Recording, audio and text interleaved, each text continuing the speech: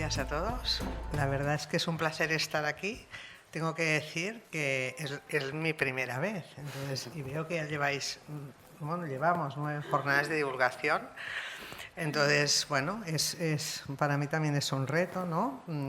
Porque no estamos acostumbrados a este tipo de audiencia. Entonces voy a intentar hacerlo lo mejor posible. Es verdad que he hecho una charla como muy básica, pero yo creo que será muy útil porque ¿no? Es siempre el mito del trasplante y tal, de dónde viene, y entonces yo creo que con estas diapositivas pues lo entenderemos muy bien. Entonces, ¿se pasan los diapositivas por aquí? Bueno, como ha dicho Jorge, yo trabajo en un hospital clínico, pero actualmente soy la presidenta del GET, el Grupo Español de Trasplante de Progenitores Hematopoyéticos.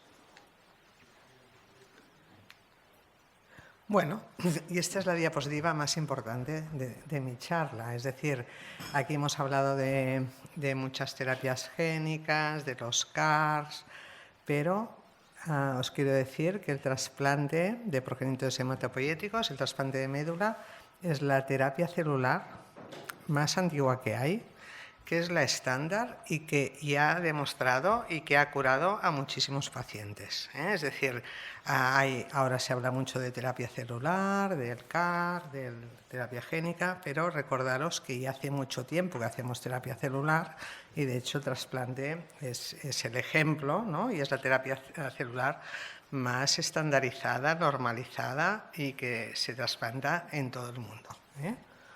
Entonces, todo esto empieza por aquí, ¿vale? Esto es la célula madre hematopoyética que está dentro de la médula ósea.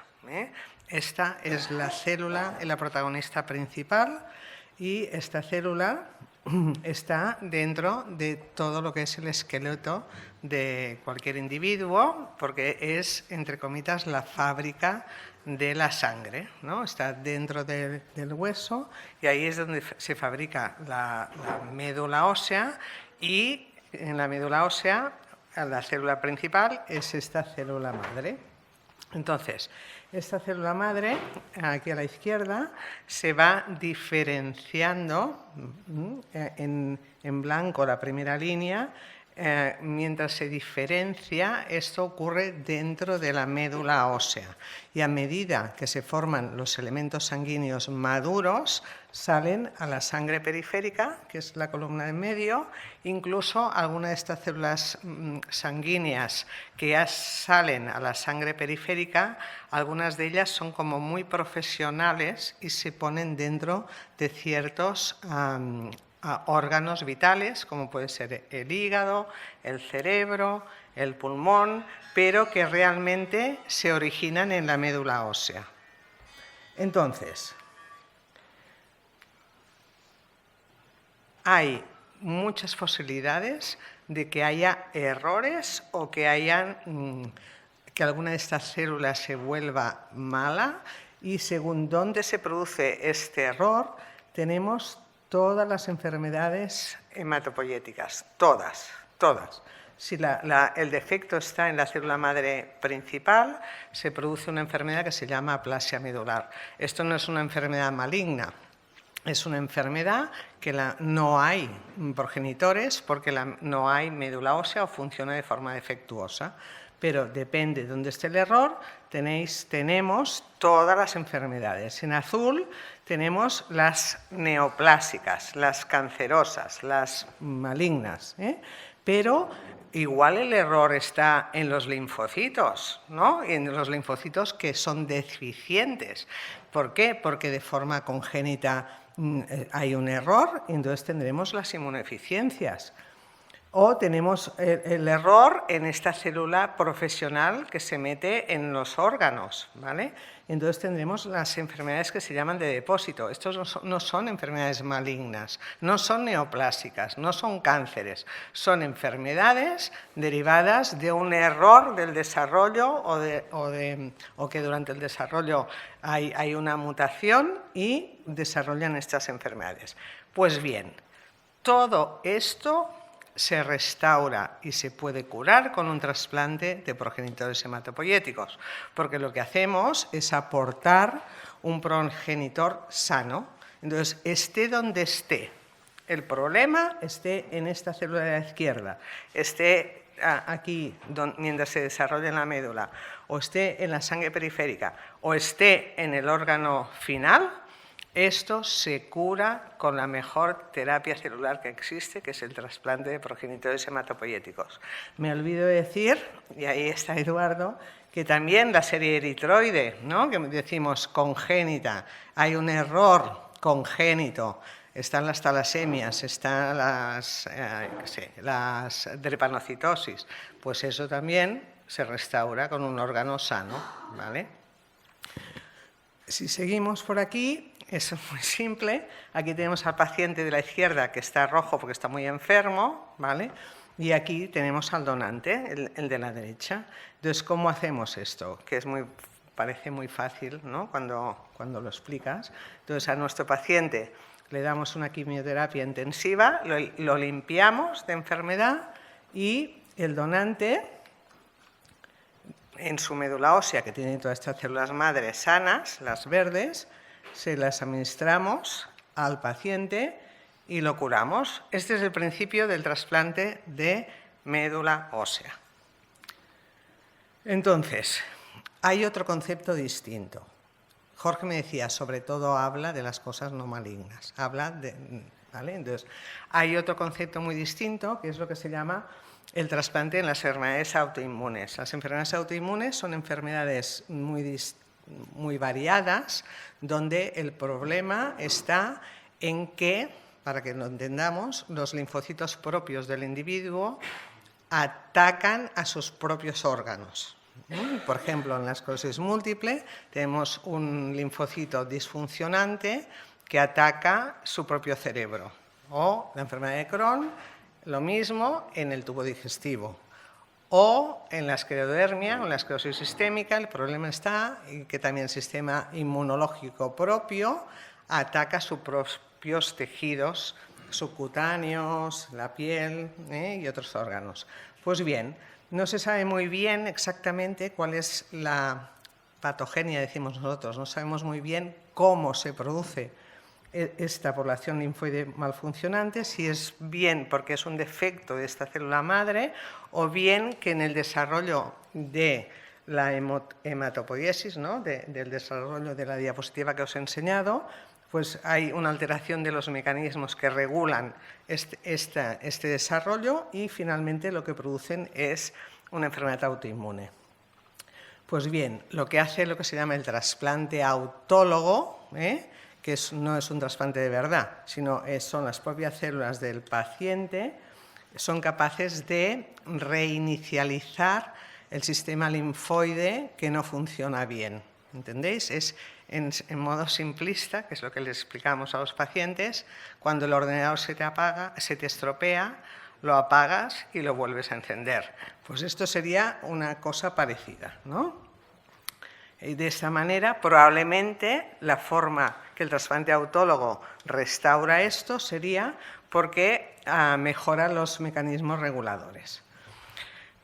Cuando eso es lo que os he explicado ahora de las autoinmunes, es el trasplante autólogo.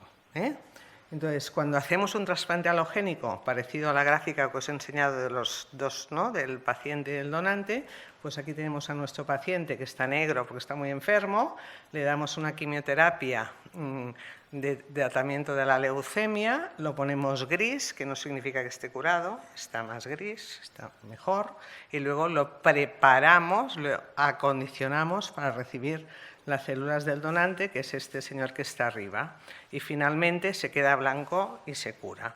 Esto es el principio del trasplante alogénico, alo de otra persona. Y esta otra persona, si queréis después discutimos quién es, pero alo es de otra persona. El autólogo, ¿qué es un trasplante autólogo? No tiene nada que ver con el alogénico. Auto, de uno mismo. ¿Qué hacemos aquí? El paciente también lo tenemos negro, le damos el tratamiento que toca según la enfermedad, se pone gris y en la situación de máxima respuesta, en el momento que está mejor de la enfermedad, se recogen sus propias células y las congelamos. Y luego, una vez lo preparamos, también lo acondicionamos, le ponemos sus propias células y al final se queda blanco. Esto sería el objetivo del trasplante autólogo. Entonces, cuando hablamos de trasplante, ¿no? Hablo de alogénico, de otra persona. Esta médula se puede obtener de 3 lugares distintos. La fuente, decimos nosotros, de progenitores puede venir, como dice el nombre, de la médula ósea. Aquí tenemos a un donante que está en el quirófano, que está boca abajo, ¿vale? Y nosotros por un método de multipunciones, ¿no? Pinchamos, aspiramos la médula ósea y lo ponemos dentro de una bolsa y al final este producto final es lo que le damos al paciente. Esto es el trasplante de médula ósea, ¿vale? O bien podemos hacerlo de otra manera. Lo podemos hacer de otra manera. Estas células madre que están en el hueso, las verdes, podemos hacer que salgan fuera, las movilizamos. ¿Y cómo lo hacemos esto? Pues le administramos al donante un medicamento que hace movilizar las células de la médula y las pasa a la sangre. Y en este momento máximo, ¿veis cómo pasan? En este momento máximo es cuando las recogemos, ¿vale? Esto es el trasplante alogénico de progenitores de sangre periférica, ¿vale? Y esto se hace con un método parecido al de una diálisis. Esto es una máquina. El donante dona, por una vena sale su sangre, la sangre pasa por esta máquina que recoge las células madre de la sangre periférica que las hemos movilizado, ¿vale? Esto es el trasplante alogénico de progenitores de sangre periférica. Y este es el cordón umbilical. El cordón umbilical, cuando ¿no? la madre tiene en el paritorio tiene un hijo, esta sangre de cordón umbilical es muy rica en células madre. Y por lo tanto, esto sería un trasplante alogénico, porque es de otra persona, de sangre umbilical. Es decir, actualmente ya no hablamos de trasplante de médula ósea porque no es estrictamente correcto. Es decir, por eso hablamos de trasplante de progenitores hematopoyéticos, porque podemos hacerlo a partir de médula ósea o a partir de sangre periférica o a partir de sangre de cordón umbilical. ¿Y qué es lo que pasa? Pues bueno, pues tenemos muchos pacientes que necesitan un trasplante, ¿no? Tenemos muchas enfermedades tributarias. Un concepto importante, es decir, el hecho de estar enfermo no necesita que tú necesites un trasplante. Por ejemplo, el señor de esta mañana, ¿no? El señor, ¿cómo se llama de nombre? ¿El señor Julio? Vale. El señor Julio tenía una leucemia linfática crónica. Esto también está representado en el dibujo que os he enseñado, ¿vale? Y este señor, a lo mejor, cuando hacía 20 años que tenía la enfermedad, se podría haber hecho un trasplante de médula que lo podría haber curado, ¿no? Pero no quiere decir que todas las enfermedades hematológicas se tengan que trasplantar, porque tú puedes convivir o puedes vivir, este señor, muchos años con una enfermedad hematológica que no requiere un trasplante, ¿vale? Pero sí que hay muchas enfermedades que sí que para curarse necesita un trasplante, básicamente leucemias agudas, pero también hemos hablado de las aplasias medulares, hemos hablado de inmunodeficiencias de los niños, hemos hablado de enfermedades como la drepanocitosis o la anemia, ¿cómo se llama? Talasemias, ¿no? Sí que hay muchas enfermedades que requieren un trasplante. Tenemos muchos pacientes que necesitan un trasplante y por posibilidades de leyes de Mendel, la posibilidad de tener un hermano compatible en la familia únicamente es de un 25%. ¿Vale? Por lo tanto, necesitamos donantes halogénicos que fuera del ambiente familiar, porque solo tenemos pocos hermanos. Bueno, pues necesitamos casi un 70% de donantes que no son de la familia.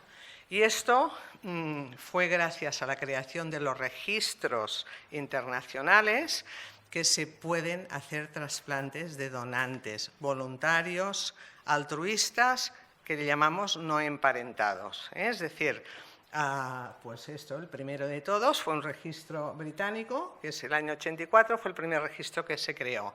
Anthony Nolan era un niño con una enfermedad congénita de la sangre que se murió porque no tenía un donante. Y su madre creó el registro con el nombre del niño, Anthony Nolan. El registro británico se sigue llamando el registro Anthony Nolan. Bueno, después vinieron los americanos en el 86, después el 88 y en el 91 en España, desde el año 91, tenemos el registro español de donantes de médula ósea que se llama REDMO. ¿Vale?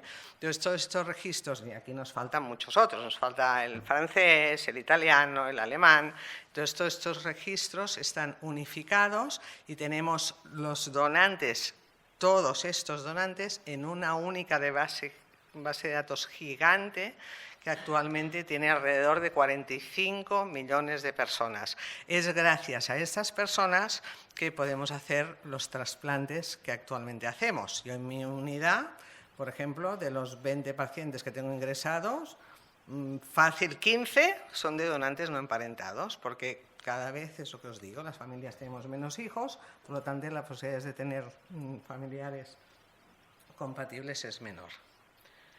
Y gracias a todo esto, ¿no? Gracias a estos donantes, bueno, a la actividad de trasplantes, pues os quería enseñar unas pinceladas. Esto es de Europa. Europa tiene un grupo, una asociación que se llama EBMT, que es la Sociedad Europea de Donantes de Trasplante de Progenitores Hematopoyéticos, que es que todos los que trasplantamos en Europa reportamos nuestros trasplantes en este EBMT.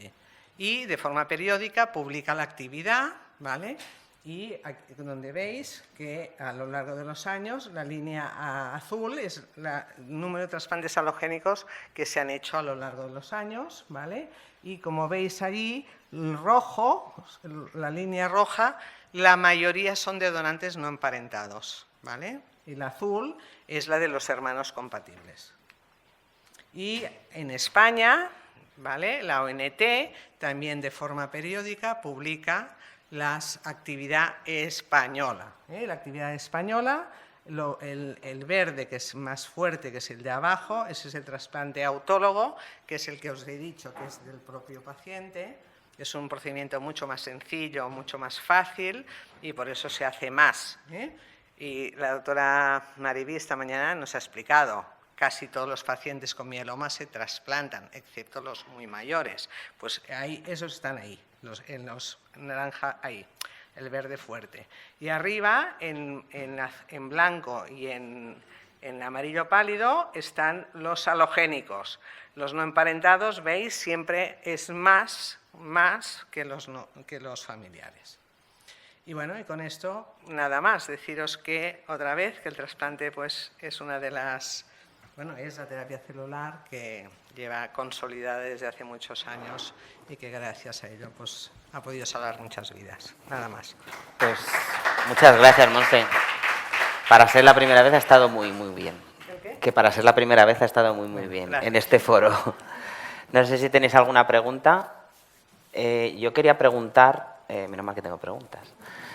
Yo quería preguntar, la sangre de cordón umbilical, que empezó como muy fuerte, ahora yo creo que se utiliza para unas patologías muy concretas, ¿no? ¿Para qué se reserva? Esta es muy buena pregunta, ¿no? La sangre de cordón umbilical tiene sus pros y sus contras, ¿no?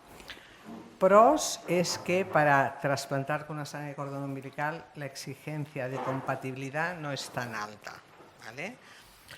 El otro pro sería la rapidez en poder obtenerlo, ¿no? Porque estos cordones están congelados en bancos que ya están, es decir, ya están allí, es decir, yo lo pido y me lo traen, ¿vale? O sea, estos serían los pros, ¿no?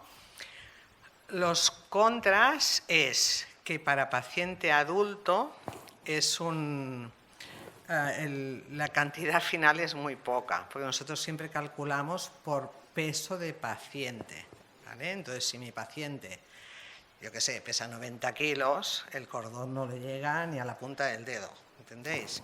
Entonces, es todavía una buena opción para niños, ¿vale? Porque los niños son pequeñitos, pesan poco, ¿eh?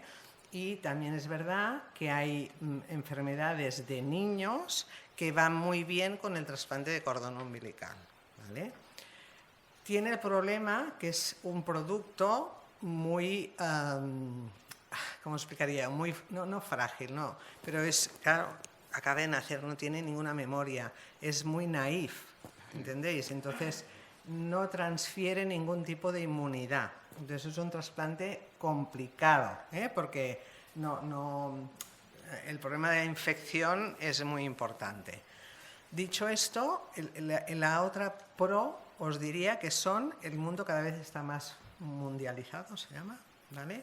Entonces, los grandes registros que tenemos de los 44 millones de personas está constituido por europeos, ¿vale? Europeos que todos nos parecemos. Nos parece que no, pero los españolitos nos parecemos bastante a los suecos, ¿eh? Aunque seamos rubio, uno sea rubio, el otro bajito y moreno. Pero, por ejemplo, los pacientes de países árabes, pacientes africanos, pacientes de Centro y Sudamérica, estos pacientes que ahora están en todos sitios, ¿no? Porque la movilidad de los pacientes, pues bueno, los pacientes de la sociedad es alta, esas razas están muy mal representadas en los registros. Por lo tanto, el poder encontrar un donante de estos en estos registros es muy baja, ¿vale? Entonces, el cordón sería una opción, por ejemplo. Luego nos hemos inventado otra modalidad de trasplante que se llama el trasplante haploidéntico, que significa poder trasplantar solo con la mitad de la compatibilidad igual, ¿vale?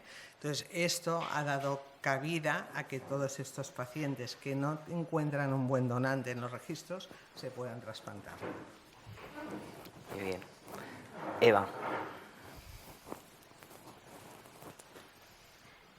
Eva, primero Eva y luego Luis. Hola, yo quería preguntarle, cuando una de estas enfermedades afecta a una persona famosa o popular y comienzan las campañas de donaciones, ¿son efectivas? Es decir, desde los medios de comunicación, ¿cómo podemos enfocar estas campañas para las donaciones? Muy buena pregunta.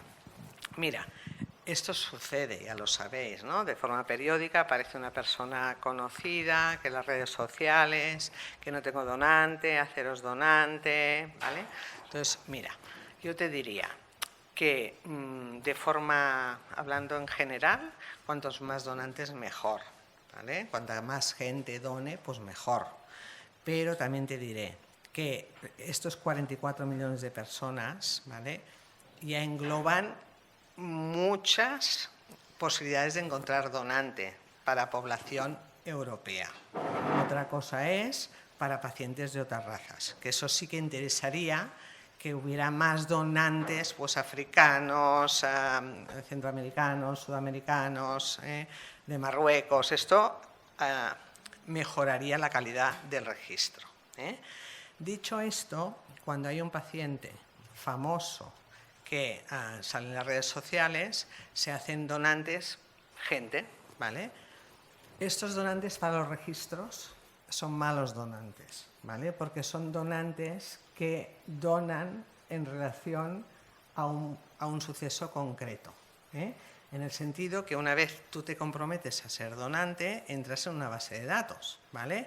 Y a lo mejor no te llaman hasta de aquí 5 años. A lo mejor esa persona por la cual tú te hiciste donante o ya no existe o se ha curado y ya no. Entonces, a menudo estos donantes no, luego cuando los llaman, ¿sabes? Por lo tanto, yo me gustaría añadir que sabéis que la Organización Nacional de Trasplantes, cuando hacían una donación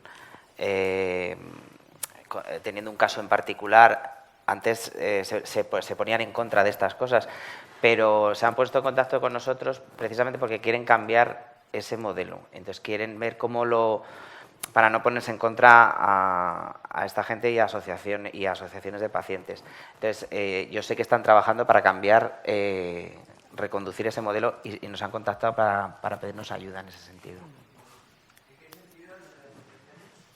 ¿De qué?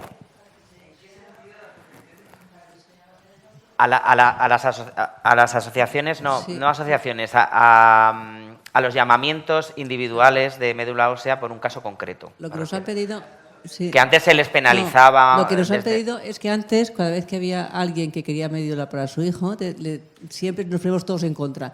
No se puede hacer. Entonces, lo que nos han pedido ahora es que empaticemos con la familia, que vayamos a hablar con ella y que le digamos, puedes pedir, no, es muy difícil que una madre no pida para su hijo, pero que mentalice la sociedad que no es en concreto para su hijo, sino para cualquier persona que pueda ponerse enferma, como puede ser su hijo. O sea, el cambio de... Claro, eso es lo que se pretende ahora. Claro, no, sí, lo hacemos todas, evidentemente, porque nos interesa que haya más donantes, pero sí, como dice la doctora Rovira, cuando hay una campaña de estas aparecen 1000 donantes que no son efectivos, porque se les llama y no quieren. Entonces, pero en vez de ponernos en contra de estas campañas, que sí es cierto que una temporada la ONT nos dijo, en contra, cuando hay una campaña de esta, la silenciáis, nos han dicho que no, que hablemos con las familiares y les convenzamos de que hagan la campaña porque es su derecho, si queréis, y su tranquilidad. Que se haga una labor de concienciación. Pero que, claro, la labor de concienciación, pero, Más que pero, penalizar. exactamente, pero para cualquier persona que necesite, como podría ser su hijo. O sea, la idea es cambiar un poco la... Pero vamos, sí.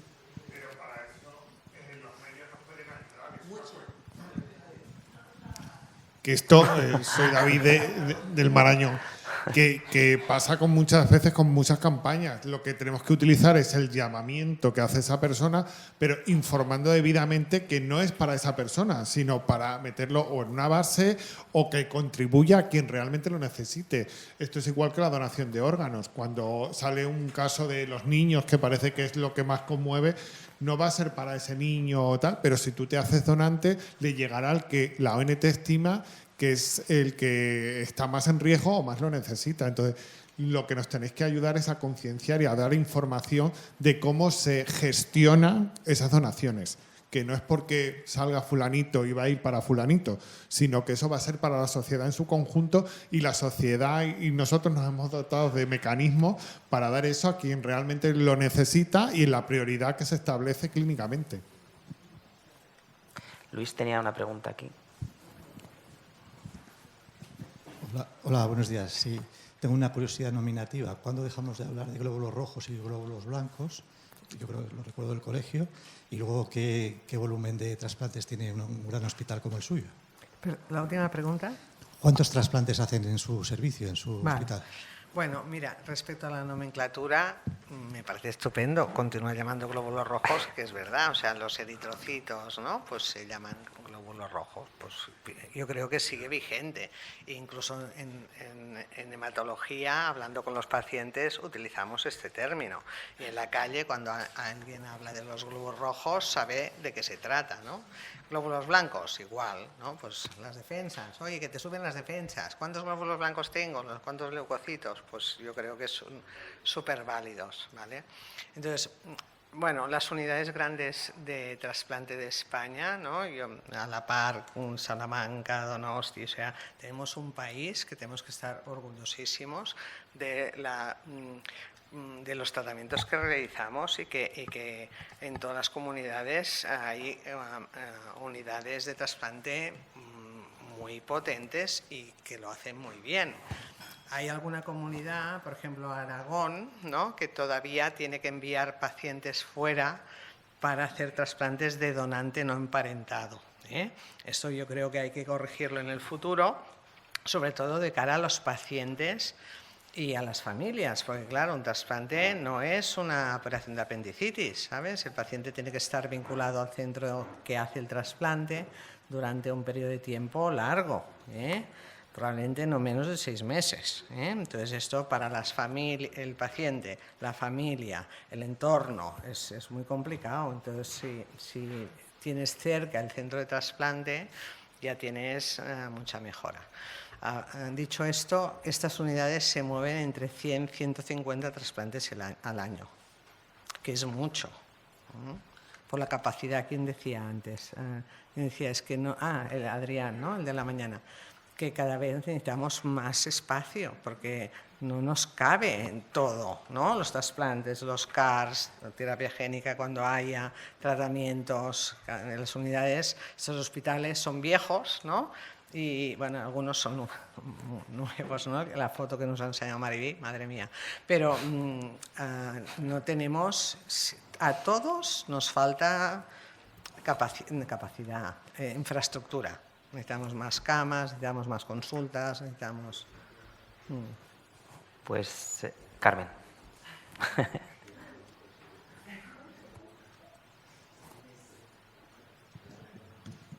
¿Crees que en un futuro se incorporará la investigación de estos genes de predisposición germinal a los donantes? He estado intentando esquivar la pregunta. Esto realmente... ¿Dónde está Miguel? Sí. Nos ha creado un lío tremendo, ¿sabes? Entonces, es verdad que hay mucha incertidumbre, ¿no? Y yo siempre les pido a los compañeros que estudian esto que intenten hacer como unas guías claras de cuáles son los que sí y los que no. Por ejemplo, tenemos un paciente con esto que nos he explicado, el DD no sé qué, ¿vale? Entonces resulta que tiene 4 hermanos, por ejemplo, ¿no?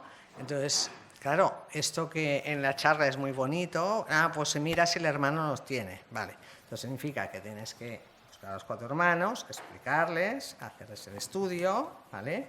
Cuando yo tengo una leucemia que se tiene que trasplantar ya, ¿sabes? Entonces, necesitamos guías, y luego hay una cosa en medicina que es el sentido común, ¿vale? Si, por ejemplo, no hace tanto, yo visité a un paciente que sus 4 hermanos, todos tenían las plaquetas bajas, ¿vale? Y él tenía una leucemia, ¿vale? Entonces, claro, yo esos donantes no los quiero, ya ni los tipé, ¿me entiendes? Porque tenían el RUNX1 claro, y le busqué un donante. Esto se llama sentido común. No hace falta un estudio genético para ver esto, ¿no? Y luego otra chica, también, historia clínica. No, mira, mi hermano ya se murió de una leucemia mieloide hace 10 años. Y mi hermana, no sé qué le pasa, que tiene los neutrófilos bajos y no sé qué. Y yo tengo una leucemia, por ejemplo. Pues ya le buscas un donante rápido, ¿no? Luego ya veremos la investigación. Quiero decir que esto es muy sensible, es muy importante. Estamos hablando de los familiares. Tú imagínate si se abre el melón de los donantes no emparentados, altruistas, voluntarios, que les tienes que hacer un estudio genético a una persona pobre que ya hace PROU dando la médula y tal para ver si tiene un DD no sé qué. O sea que cuidadín, ¿no? Y hay que ser muy...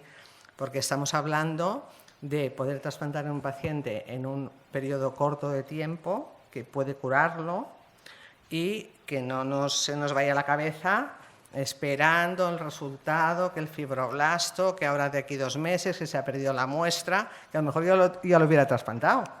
¿Entendéis? O sea, tenemos que ordenar un poco las... Pues, Monse, muchas gracias. Perdona. Y, sí. Tenía yo aquí... Última hay una pregunta, luz. por favor. Hay una luz que no me deja ver. Aquí, debajo de Aquí. la luz esta que yo tampoco la veo. Bueno, yo lo primero dar las gracias. Yo en el 2005 tuve un autólogo y en el 10 un alogénico, o sea que gracias a ti yo vivo, siempre digo. Pero la pregunta, nosotros a través de la asociación hacemos muchísimas campañas de donación para la donación de médula. Y la pregunta del millón que siempre nos hacen, y voy a aprovechar que estás aquí, ¿en qué momento decidís que les pinchen en la médula o que sea por aféresis la donación de...? Porque es una pregunta en la que la gente se echa mucho para atrás, pero ya sabes la duda que tiene. Vale, tú me preguntas, ¿no?, que cuando yo escojo una médula o una sangre periférica, ¿no? Entonces, para que lo entendáis, da igual, lo importante es que donen, ¿vale? Entonces, desde el punto de vista técnico, hay enfermedades que es mejor hacer un trasplante de médula ósea. ¿Y cuáles son estas enfermedades? Pues son las enfermedades precisamente no malignas. Por ejemplo, la aplasia medular, las inmunodeficiencias, la drepanocitosis, la talasemia, eso es mejor que el donante de médula ósea, ¿vale? Las demás, las neoplásicas malignas, es mejor la sangre periférica, ¿vale? Es mejor, pero en el fondo, ¿sabes? Lo importante es poder hacer el trasplante. Entonces, de cara a un donante no emparentado, ¿vale? Cuando yo pido un donante no emparentado, si mi paciente tiene una aplasia medular, yo pido al registro si pueden preguntarle al donante si no le importa que dé médula ósea. Sí, y entonces el donante es soberano. O sea, aquí el donante es el que decide y puede decir, sí, quiero donar, pues vale, daré médula ósea. Puede decir, vale, doy, pero solo si es sangre periférica, ¿vale? Entonces, pues eso, pues lo que quiera. El donante es el que manda, ¿vale? Pues muchas gracias, Monse. Vamos a